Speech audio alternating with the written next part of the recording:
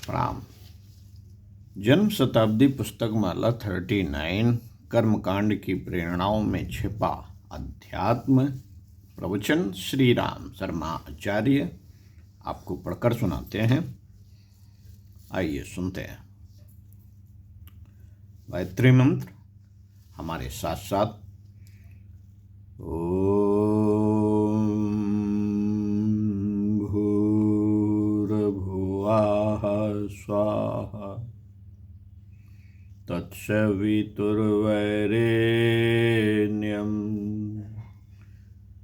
भर्गो देवस्य धीमहि धियो यो नः प्रचोदयात्। देवियों, भाइयों, मैं आपको प्राण और शरीर के अंतर समझाने की कोशिश करता रहता हूं और यह बताता हूं कि शरीर का क्या मूल्य हो सकता है और प्राणों का क्या मूल्य हो सकता है और दोनों की कीमत में कितना फर्क किया जा सकता है। हमारा शरीर काम का तो है, लेकिन अगर यह मर जाए, इसमें से प्राण निकल जाए, तब क्या कीजिएगा? क्या कीजिएगा इस शरीर को? तब इस शरीर की कितनी कीमत उठा पाएंगे?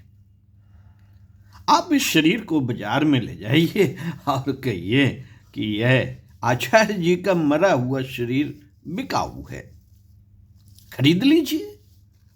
कोई आदमी खरीदने के लिए तैयार नहीं होगा अगर आप इसे किसी केमिकल परीक्षण वाले के सुपुर्द कर दें। तो इसमें से 3-4 रुपए कीमत ही वसूल की जा सकती है। शरीर में हड्डियां कितनी हैं? ये इतनी हैं कि इनके भस्मीभूत होने पर इससे 10 फीट चौड़ी और 7 फीट लंबी रिक्त दीवार को पोता जा सके। यह चूना कितने काम का हो सकता है? यह 25 पैसे का हो सकता है। हड्डियों में लोहा कितना है? इसमें से एक बड़ी कील बनाने लायक लोहा मिल सकता है। यह कितने पैसे का हो सकता है? 10 पैसे का हो सकता है। मात्र ढक्कन है यह काया, मात्र ढक्कन है यह काया। मैं इस शरीर की व्याख्या कर रहा हूं। अच्छा साहब, इस शरीर के अंदर और क्या क्या है? इसके अंदर चर्बी है। हमारे शरीर में चर्बी या फैट की इतनी मात्रा है कि इससे साबुन के 7 टिक्के बनाए जा सकते हैं। यह कितने पैसे का हो सकता है? कुछ रुपए का हो सकता है। इसके अंदर 3 बाल्टी पानी है। और क्या क्या चीज है इसके अंदर? इसके अंदर और बहुत सी छोटी मोटी चीजें हैं, जैसे फास्फोरस। इसमें इतना फास्फोरस है कि उससे 3 डिब्बी दिया सलाइयां बनाई जा सकती हैं। बस आप इसे ले जाइए और नीलाम कर दीजिए। आपको 10 रुपए मिल जाएंगे और आप हमको ले जाइए और नीलाम कर दीजिए। 10,000 रुपए महीने में कहीं भी आप हमको बेच दीजिए। हम ऐसी चीजें लिखेंगे जिससे कि वह आदमी जो हमारे लिखे लेखों को छापेगा वह मालामाल हो जाएगा और उसकी 7 पीढ़ियां मालदार हो जाएंगी। यह हमारी अकल की कीमत है। इस शरीर की क्या कीमत हो सकती है? यह तो अध्यात्म का एक हिस्सा है जिसे हम कलेवर कहते हैं। कलेवर कितनी कीमत का है? इसकी कीमत किसी कीमत का नहीं है। यह बेकार जैसा है, लिफाफा जैसा है। अंगूठी के लिए आप सुनार के पास जाइए, वह आपको अंगूठी के साथ एक डिब्बी देगा। साहब, यह डिब्बी कितने पैसे की है? 2 रुपए की। अंगूठी कितने रुपए की है? 4,000 रुपए की। डिब्बी को देखकर आप यह ख्याल करते हैं कि यह मखमल की बनी हुई है, चमकदार है, चमचमाती हुई बनी हुई है, पर यह तो 2 रुपए की है। ऐसे ही है साथियों कलेवर, कर्मकांड। कर्मकांड कलेवर है, बहुत अच्छा बोलता है, बहुत अच्छे मंत्र पढ़ता है, लेकिन है तो ढक्कन। अब अंदर क्या है साथियों? कर्मकांड कलेवर मात्र है। यह आध्यात्मिकता का वह हिस्सा है जिसको हम कर्मकांड कहते हैं। 2 कौड़ी का है, बिना पैसे का है, यह केवल दिखावा है और उसके अंदर कोई ज्ञान नहीं है। मंत्रों में कहते हैं लोग शक्ति है और बातों में शक्ति है, लेकिन उसके अंदर शक्ति नहीं है। शक्ति कहाँ है? शक्ति तो उसके अंदर है, जो उसमें प्राण है, जो उसके अंदर प्राण भरा पड़ा है। तो उस प्राण को बता रहे हैं गुरुदेव। बिना पैसे का है, 2 कौड़ी का है, कर्मकांड दिखावा है और उसके अंदर कोई ज्ञान नहीं। ज्ञान किसके अंदर है? इसी बात को आपको समझाने की मैं कोशिश कर रहा था।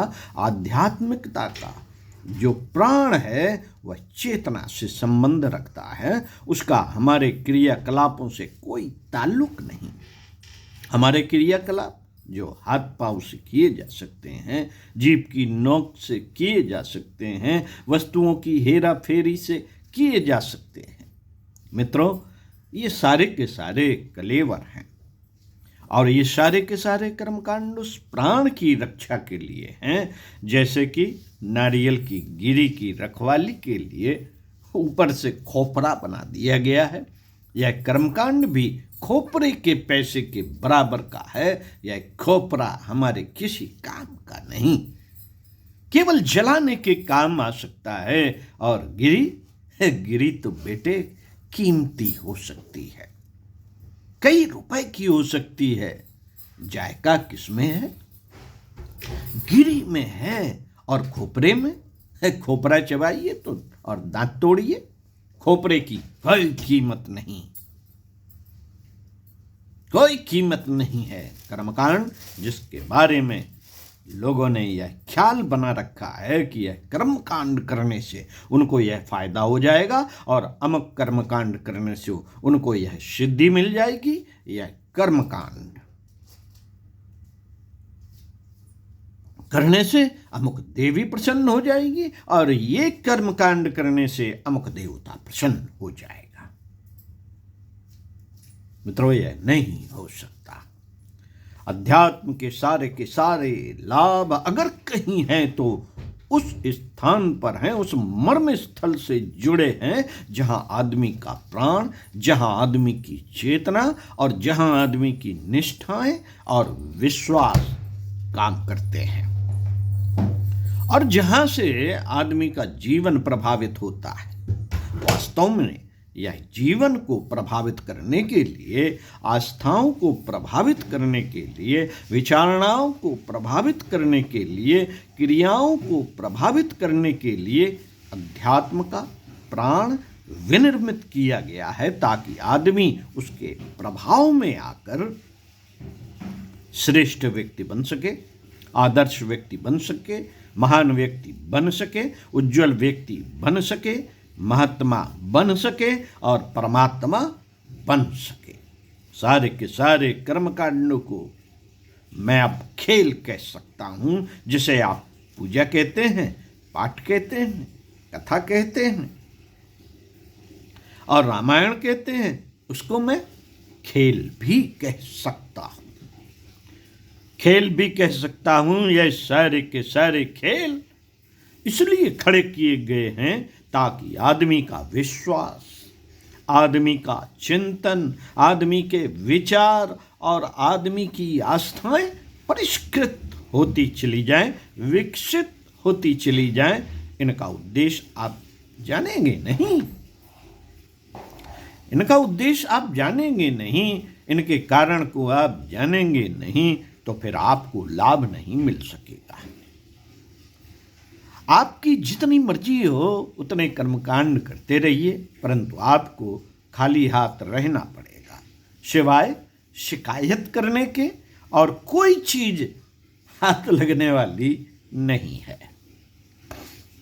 मित्रों, हम आपको कर्मकांड इसी मायने में समझा देते हैं और कर्मकांड की व्याख्या तथा उसके प्राण की व्याख्या जो सिद्धांतवादिता से संबंध रखता है उसको इसी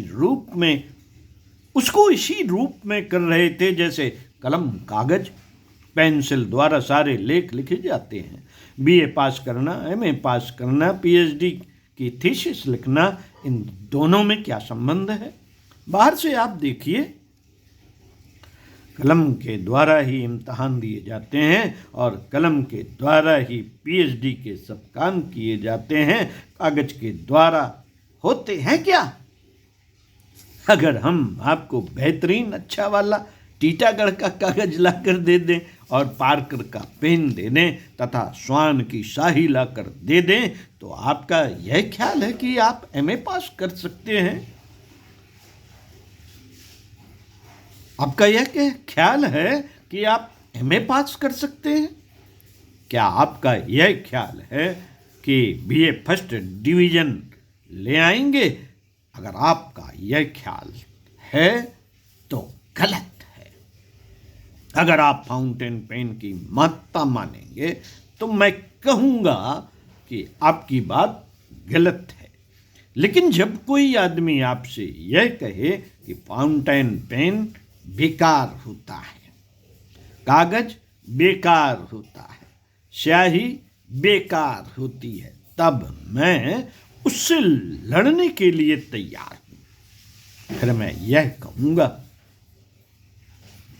कि आपका ज्ञान कितना ही बड़ा क्यों ना हो, आपका अध्ययन कितना ही बड़ा क्यों ना हो, आपकी मानसिक स्थिति का विकास कितना ही बड़ा क्यों ना हो, लेकिन जब आप इम्तहान देने जाएंगे और आपके पास कागज नहीं होगा, कलम नहीं होगी, स्याही आपके पास नहीं होगी, तो आपके लिए पेपर का जवाब देना मुश्किल हो जाएगा। फिर आप पास नहीं हो सकते।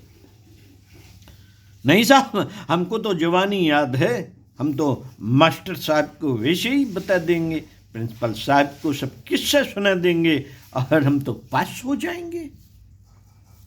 नहीं बेटे, ऐसे पास नहीं हो सकते। इसके लिए कॉपी की जरूरत है और कलम की भी जरूरत है। अध्यात्म का मूल मर्म है यह। साथियों, कॉपी कागज और कलम की जितनी जरूरत है उतनी ही जरूरत कर्मकांडों की है। कर्मकांड वे जिन्हें गायत्री उपासना के माध्यम से हम आपको इस शिविर में सिखाते हैं, मसलन जल प्रक्षालन, आचमन आदि सारे क्रियाकलाप। ये सारे के सारे क्रियाकलाप विशुद्ध कर्मकांड हैं। इन विशुद्ध कर्मकांडों के पीछे छिपे हुए प्राण को अगर आपको हम समझाए नहीं, उसके भीतर छिपे हुए संकेतों को समझाए नहीं, उसके भीतर जो जीवन भरा हुआ पड़ा है उसको समझाए नहीं, तो मित्रों हम आपके साथ विश्वासघात करने वाले हैं और अपनी आत्मा के साथ दगाबाजी करने वाले हैं अगर हम आपको यही समझाते रहें कि यह कर्मकांड अमुक फायदा करा देगा, देवी का पाठ करने से यह फायदा हो सकता है, चंडी का पाठ करने से यह फायदा हो सकता है और 24,000 का जप करने से यह फायदा हो सकता है। अगर मैं आपको यही समझाता रहूं और आपको यही कहता रहूं कि आपको जीवन के शोधन करने की कोई ज़रूरत नहीं है, आप पापी जीवन जिएं और पाजी जीवन जिएं, आप निकृष्ट जीवन जिएं और घटिया जीवन जिएं, देवी जी की खुशामद कर लें, संतोषी माता जी की खुशामद कर लें, गणेश जी की खुशामद कर लें, हनुमान जी की खुशामद कर लें, बस आपका काम सिद्ध हो जाएगा और आपका उल्लू सीधा हो जाएगा। अगर मैं ऐसे विश्वास जमाने वाला हूं तो मैं अध्यात्म के साथ और जीवों की जीवात्मा के साथ, और जिन्होंने यह सारा का सारा अध्यात्मवाद का कलेवर खड़ा किया है, उन सब के साथ विश्वासघात करने वाला होगा, जो मैं कर नहीं सकता। साथियों, मैं विश्वासघात करने वाला हो नहीं सकता। इसी संदर्भ में आपको अगले वीडियो में इसी पुस्तक को पृष्ठ 11 से पढ़कर सुनाएंगे, कर्मकांड में की प्रेरणाओं में छिपा अध्याय। तब तक जो पढ़ा है, सुना है, इस पर चिंतन करिए। स्वाध्याय का यही भाग जो चिंतन और मनन का है, यही महत्वपूर्ण है। ओम